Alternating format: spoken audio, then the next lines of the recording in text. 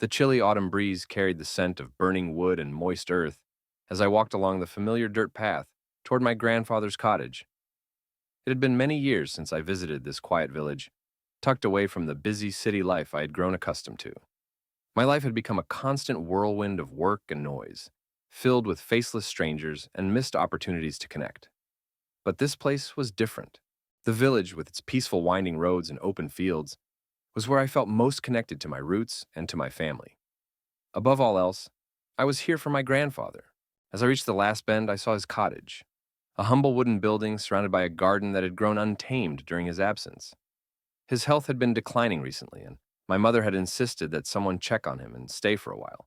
I knew she'd intended to go herself, but as always, life had swept her up with responsibilities, leaving me to step in, secretly thankful for the chance to escape. I knocked, though I was certain he would insist I come inside immediately. Sure enough, his rough yet warm voice echoed from the other side. "Ah, Lena, there you are, my girl," he said. He looked thinner than I remembered, but his eyes still glimmered with that stubborn strength I had always admired. He pulled me into a tight embrace, the scent of tobacco and pine lingering on him. Despite his age, he remained a tall, strong man, his voice deep and steady. "You're still as beautiful as ever," he remarked, stepping back to look at me with a wide grin. "And the city hasn't made you too fancy, I hope?" We laughed as I removed my coat, and he led me into the living room. The fire crackled in the old stone fireplace, casting a warm glow over the room, filling it with soft orange light that mirrored the autumn hues outside. I sank into an armchair as he brought over a cup of tea, gently setting it down between us. "Have you been taking care of yourself?" he asked, pouring another cup and handing it to me. His face softened with concern as he gazed at me. "Yes, Grandpa. Busy, but doing well," I replied. "I miss this place, though," I confessed, taking a sip. The warmth spread through me, easing the tension that had built up from city life. "I missed you," he chuckled, settling into his chair. "Well, it's good to have you back, even if the reasons aren't ideal. I don't get many visitors these days, not since your grandmother passed." I glanced around at the photos hanging on the walls, faded images from his youth, pictures of my grandmother, snapshots of my mother and aunts from their younger years. His history was entwined with this house, with the very air around us. "It must be lonely," I said softly, feeling a pang of sympathy for the solitude that had come to define his days. "It's hard to imagine how it must feel." He sighed, his gaze growing distant for a moment. "You get used to it in a way," he said, "but seeing you here, hearing your voice, it brings life back to this place. It reminds me of when you were just a little girl, asking me 100 questions about everything." I smiled, remembering the countless summers I had spent with him as a child. Back then, he had been a towering figure in my life, my storyteller, my guide. I had been captivated by his tales of the village, stories of the past, of old friends, of adventure and mystery. Those summers had shaped me. We spent the rest of the afternoon in easy conversation, as if no time had passed at all. As dusk fell, he lit the old oil lamps around the room, their soft glow casting light over everything. Just like when I was younger, he began telling me stories. These tales grew richer, deeper, and more personal as the evening wore on. He shared stories of his life with my grandmother, of his youth, and the tough choices he had made. That night, I stayed in the guest room, but sleep was elusive. The familiar sounds of the old house, the creaking floorboards, the gentle groan of the settling wood, brought back long, dormant memories. I found myself reflecting on how effortlessly we had shared the evening together, how different it felt from the shallow relationships I had come to expect in my own life. The next morning, as we sat down for breakfast, he looked at me with a tenderness that made me feel like I was his only family. "Stay a bit longer, Lena," he said suddenly, breaking the comfortable silence. "Just a few more days. You bring life into this house." I was taken aback by the request, by the openness in his voice. "Of course, I'll stay as long as you need," I replied. We spent the following days immersed in simple routines. Morning walks through the forest, tending to the overgrown garden, preparing meals together. As the days passed, I noticed how he would stay close, watching me with quiet focus. It wasn't strange or uncomfortable. It was comforting, grounding. It felt like I was seeing what my life could have been. Simple, rooted, filled with unspoken love. One evening after dinner, I sat beside him on the couch, our shoulders brushing. He looked at me, and for a moment his expression softened with something deep and ancient. "Thank you for coming, Lena. You remind me of your grandmother, he said, his voice low, almost reverent. "I don't know if I'm much like her, but I'll take that as a compliment," I responded with a smile, looking up at him. He reached out, placing his hand over mine. His fingers, though rough, were warm, and his touch was gentle. We sat like that for a moment, his hand over mine, our breaths sinking.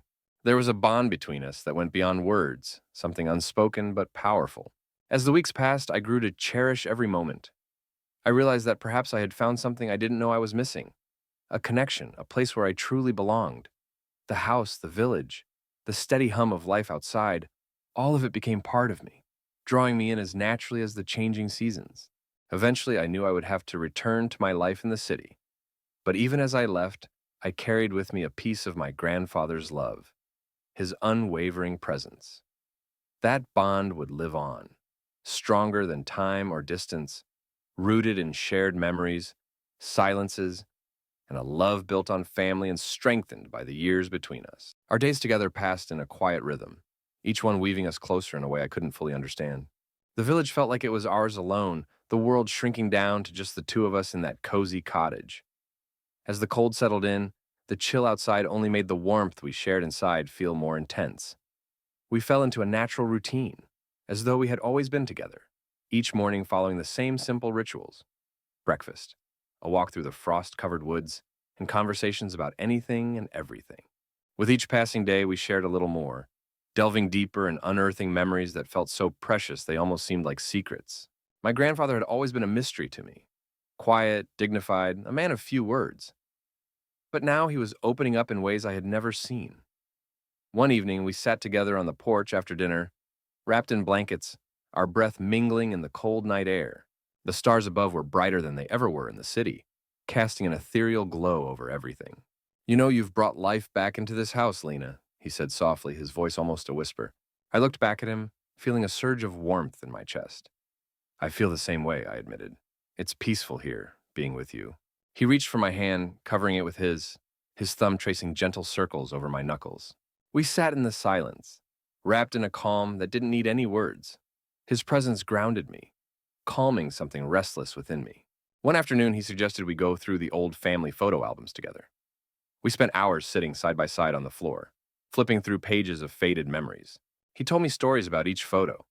This was him as a boy in the village. That was his first car. And here was my grandmother on their wedding day.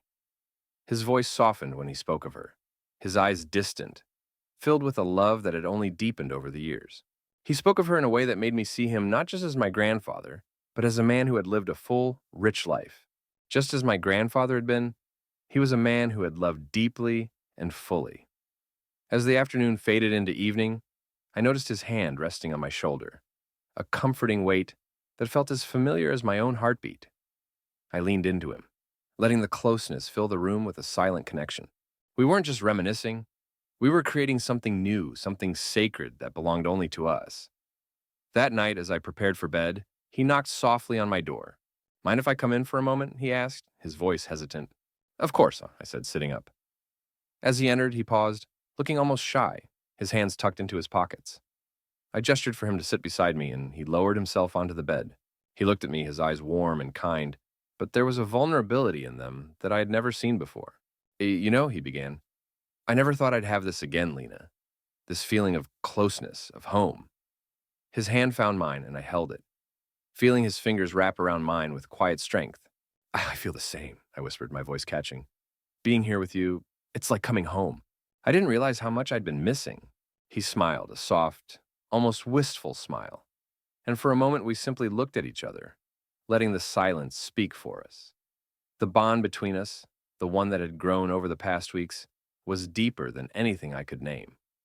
I rested my head on his shoulder, and he wrapped his arm around me, pulling me close. For the first time in years, I felt a sense of belonging, of connection that went beyond words.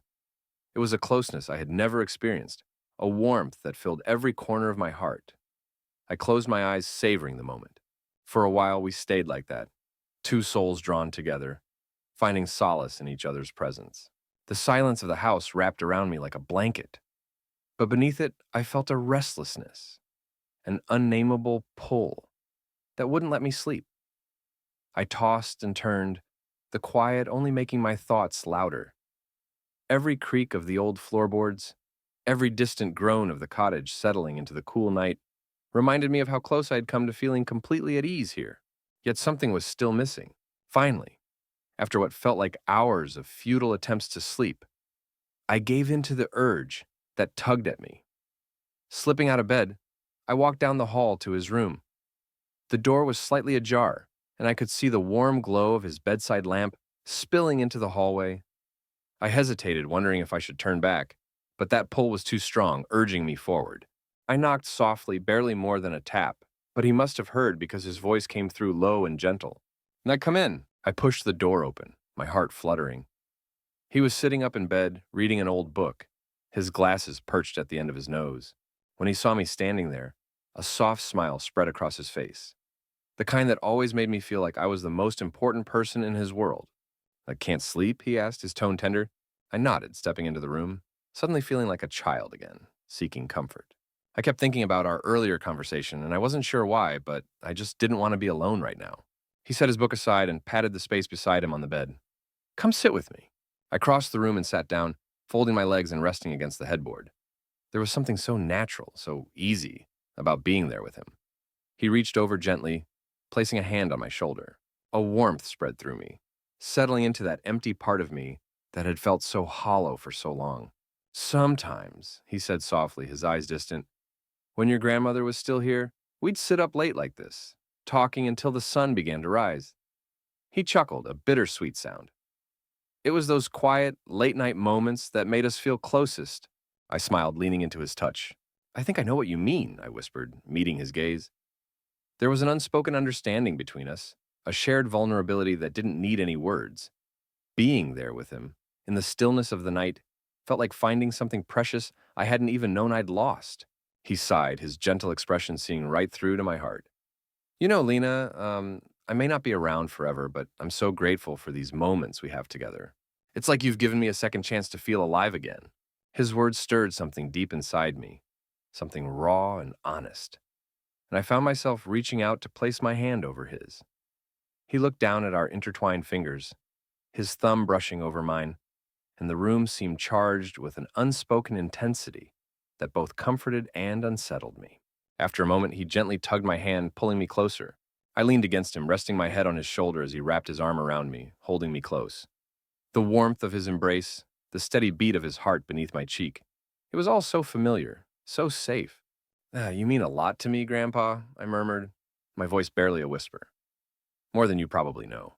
He pressed a soft kiss to the top of my head, his breath warm against my hair. "And you, Lena, you've brought joy back into my life.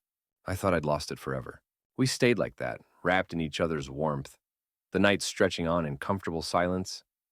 For the first time, I felt a calm settle over me, a peace that felt almost sacred, as if we had found something timeless and true, something that would stay with us always, even when this night was long gone.